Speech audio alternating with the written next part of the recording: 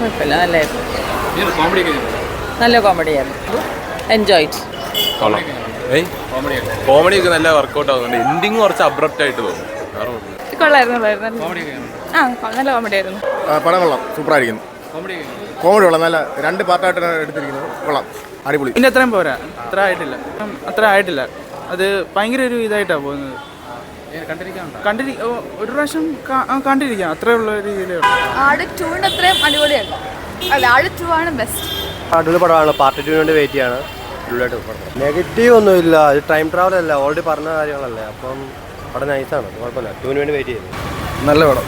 പഴയത് വെച്ച് നോക്കുമ്പോഴത്തേനും കൊള്ളാം. എനിക്ക് ഇഷ്ടപ്പെട്ട ആ ഒരു, എല്ലാവർക്കും ഇഷ്ടപ്പെടുന്നൊന്നുമില്ല, ബി ഗ്രേഡ് ചെയ്യണ എല്ലാവർക്കും പറ്റും. പക്ഷേ നല്ല പടമാണ്. അവരുടെ എഫേർട്സിന് നമ്മൾ എന്തായാലും നല്ലൊരു അപ്രിഷ്യേറ്റ് ചെയ്യണം. പേഴ്സണലി അത് എല്ലാവർക്കും ഓരോ അഭിപ്രായമാണ്, ഡിഫറെൻറ്റ് ആയിട്ടുള്ള അഭിപ്രായമായിരിക്കും വരുന്നത്.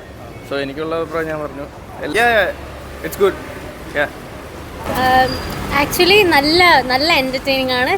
നമ്മൾ ഒരു കൗണ്ടർ കേട്ട് ചിരിച്ച് തുടങ്ങുന്നതിന് മുന്നേ ഒരു അടുത്ത കൗണ്ടർ ഇങ്ങനെ പറഞ്ഞുകൊണ്ടിരിക്കും. ഭയങ്കര എൻ്റർടൈനിങ് പാക്ഡ് ആണ്.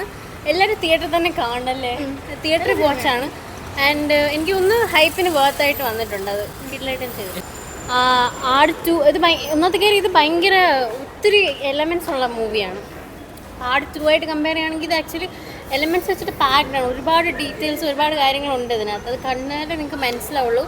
അപ്പം ആട് 2 അങ്ങനെ കമ്പയർ ചെയ്യാൻ ഞാൻ പറയുന്നില്ല. പക്ഷേ ഇത് കുറച്ചുകൂടെ ഒരു വേറെ വേർഷൻ ഓഫ് ആട്, അങ്ങനെ പറഞ്ഞു. അത് തുടക്കത്തിൽ ഇച്ചിരി ഒരു കൗണ്ടർ ചെറുതായിട്ട് നീക്കാത്ത പോലെ തോന്നി. പക്ഷേ അത് കഴിഞ്ഞ് വരുമ്പോഴത്തേക്കും നല്ല സ്മൂത്തായിട്ട്. പിന്നെ ആട് 2 ഇറങ്ങിയിട്ട് ഗ്യാപ്പ് ഉണ്ടല്ലോ, അപ്പോൾ അതൊന്ന് ഫില്ല് ചെയ്ത് വരെ ഇച്ചിരി സമയം എടുക്കും. പക്ഷെ കണ്ടു കഴിയുമ്പോൾ നമ്മൾ ആ ഫ്ലോയിലേക്ക് എത്തിക്കോളും. നന്നായിട്ടുണ്ട്. കൊള്ളായിരുന്നു. ഇല്ല, 3 സിനിമയും നല്ല രീതിയാണ്. അടിപൊളി. പാപ്പനും പിള്ളേരും പൊളിച്ചു.